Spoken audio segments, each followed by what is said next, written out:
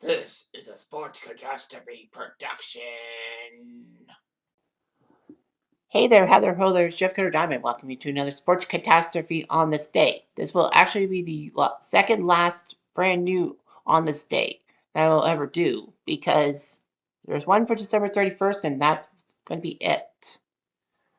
Um, so anyhow, we got ourselves a doozy one. Actually, I boned on one. I was trying to do the Chris Weidman Anderson Silva fight from 2013 when Silva basically decided to clown around and then he got KO'd by Weidman. But unfortunately, I got the wrong one and on the wrong date. However, going back to my notes and all that, I forgot to do this one. I can't believe I never did this one.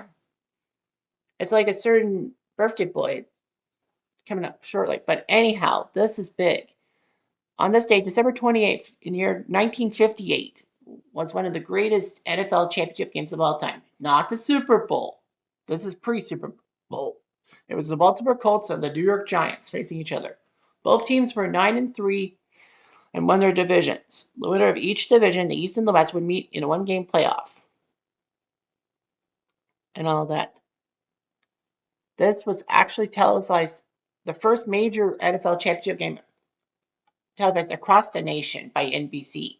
Normally it'd be like local areas, but no, NBC did this. Now that's think about this way.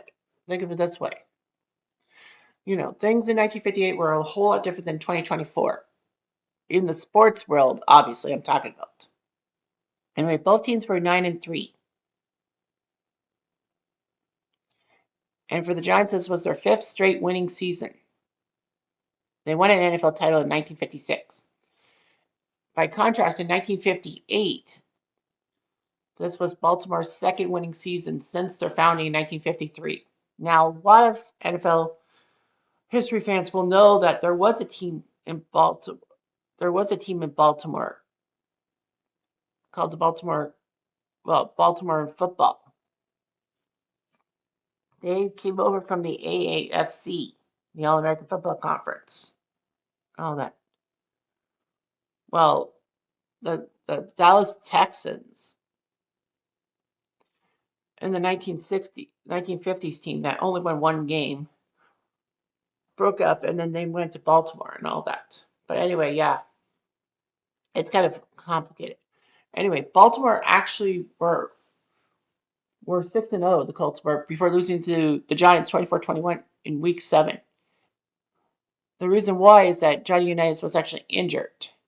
So Unitas came back 3 weeks later and have them beat the Niners in a tight one. Down 27-7, they won 35-27, won the West, meaning they were in the NFL title game. All that. They actually did with that win, that actually let them rest their starters for the final 2 games of the year. Anyway, the Giants were 2-2, but then had a great rally going 7-8, including a critical win over the Lions on December 7th. They actually blocked a Lions field goal attempt as time expired. And on the final day of the regular season, Pat Summerall, yes, that Pat Summerall, had a 49-yard field goal attempt against the Cleveland Browns, and he made it. It was a lot harder in a sense because the ends up like you only had 7 yards from the line of scrimmage to kick, so it was the ball was at the 42, and then they made a 49-yard field goal. And 49-yard field goals are not easy to make even in this day and age. So the Giants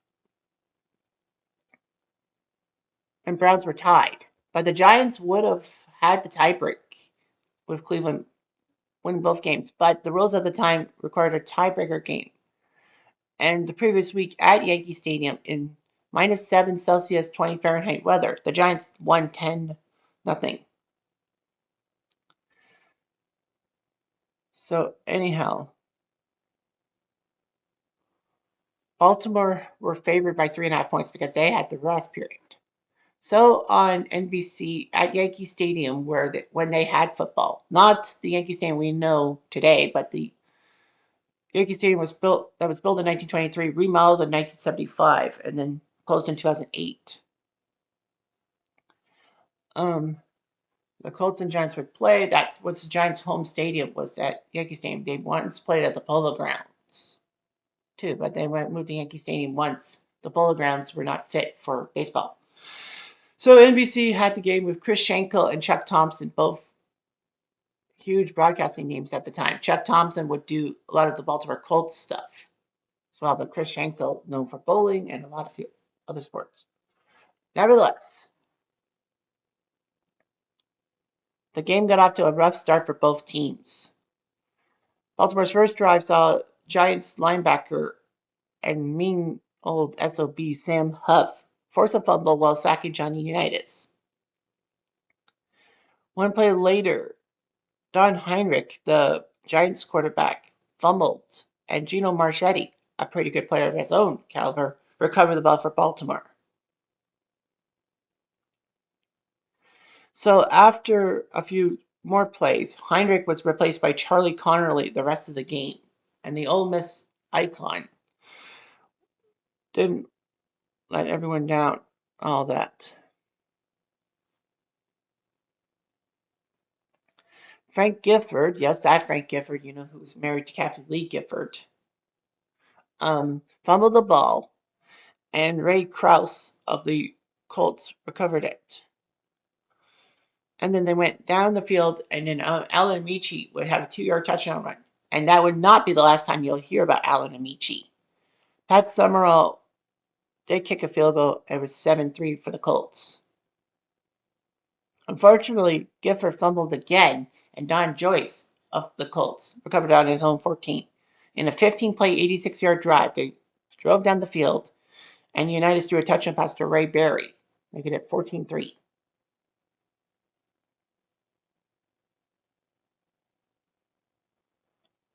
Anyhow, Baltimore did reach the New York 1-yard line and was stopped for no gain. The Colts decided to go for it on fourth down instead of kicking the 3 points. That would have given them a 17-3 lead. They went for a fourth down. It failed miserably. The Giants would go 95 yards in 4 plays, scoring a Mel Triplett's 1-yard touchdown run to make it 14-10.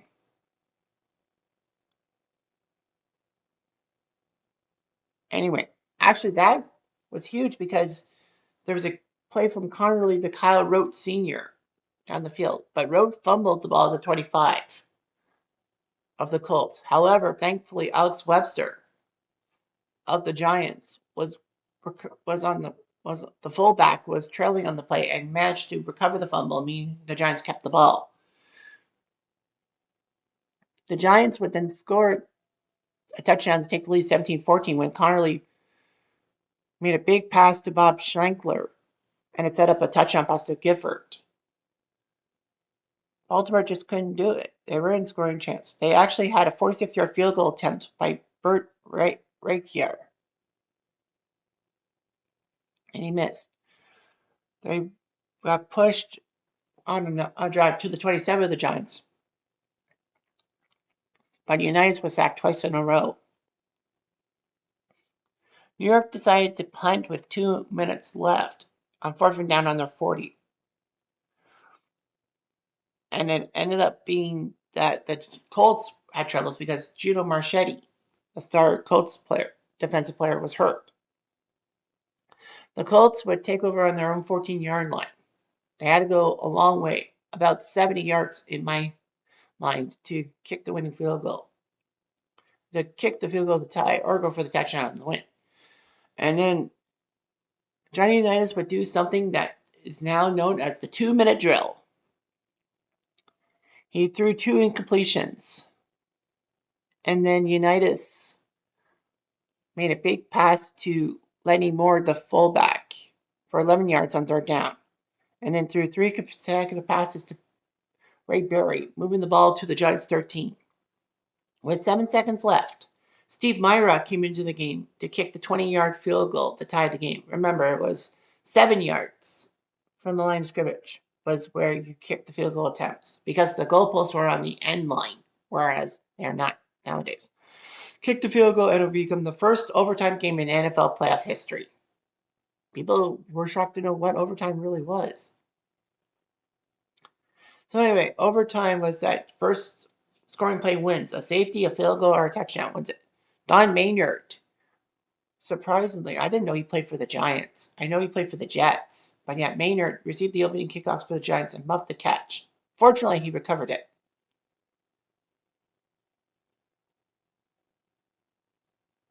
Unfortunately, the Giants would go 3-and-out, meaning that they couldn't do anything with the 3 down, so they had to punt. Baltimore, on their ensuing drive, would drive 13 plays for 80 yards. Johnny Unitas would call all the plays himself on a tired New York defense. And Alan Michi made several critical plays, including catching a first down on 3rd and 8 from the Colts 33 and a 22-yard run to the Giants 20. Berry made a couple big catches. He got a 12-yard reception, and then the ball was on the Giants 8.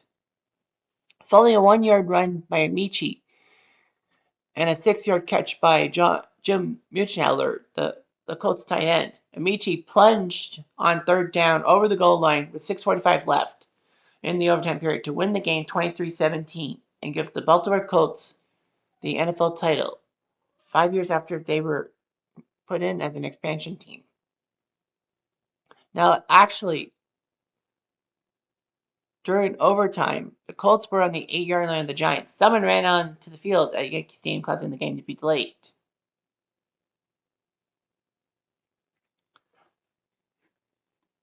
Rumors actually persisted that it was an NBC employee who was ordered to create a distraction because the national TV feed had gone dead. Because it was an unplugged TV signal cable. Fortunately, NBC fixed that problem, and that meant that they could broadcast the final play, and then everyone across America could see Amici's plunge over the goal line. So the game started at 2 o'clock Eastern on Sunday, December 28th, 1958 for NBC with Schenkel and Thompson doing the calls. Giants scored first on Summerall's field goal. Amici got a 2-yard touchdown run. Ray Berry got a 15-yard touchdown catch from Unitas. Then Mel Triplett for the Giants touchdown run. Gifford passed from Connerly and made it 17-14 in the fourth quarter. And Myra kicked the tying field goal, and then Amici plunged it in. So anyway, the gross receipts were over $700,000, the highest to date. Each member of the Colts received $4,700 for their win, which would be $50,000 by today's standards. And the Giants players made $3,100 each, with $33,000 the equivalency. 17 individuals, including coaches and administration, are members of the Pro Football Hall of Fame. Vince Lombardi, who was the Giants' offensive coordinator, and the defensive coordinator, Tom Landry, were inducted as head coaches. Few would know how good Lombardi and Landry were as head coaches. Lombardi for the Packers and Landry for the Cowboys. In the aftermath, Baltimore would beat the Giants again for the championship, this time in Baltimore, because I think the stadium had to move and all that. But anyway, Weeb Ewbank would lead the Colts till 1962 after a dismal 7-7 season. He would then move to the AFL, the NFL's chief rival, and go to the New York Jets organization in 1963. And Ewbank, 5 years later, would lead the Jets. Oh, great. Would lead the Jets to victory over the Colts in Super Bowl III. So yeah, that was weird how Ewbank coached the Jets, and the Jets took care of the Colts in Super Bowl III, considered a monumental victory in football. Unitas would lead the Colts to Super Bowl V, the only Super Bowl in Colts history till they went to Indy in 2007 with Peyton Manning. Unitas would stay with the Colts through 1972. The Giants had Jim Lee Howell as the head coach, but his 2 coordinators were great, Tom Landry and Vince Lombardi, for other teams. Landry left the Giants in 1960 to be the head coach of the Dallas Cowboys and was there till 1988. Vince Lombardi was the offensive coordinator and left the team following the game to be the Packers head coach and helping them win 5 NFL titles, including 2 Super Bowls. The Giants' fortunes would take a turn for the worse. They did make it to the NFL championship game 4 times over the next 5 years, but lost each one.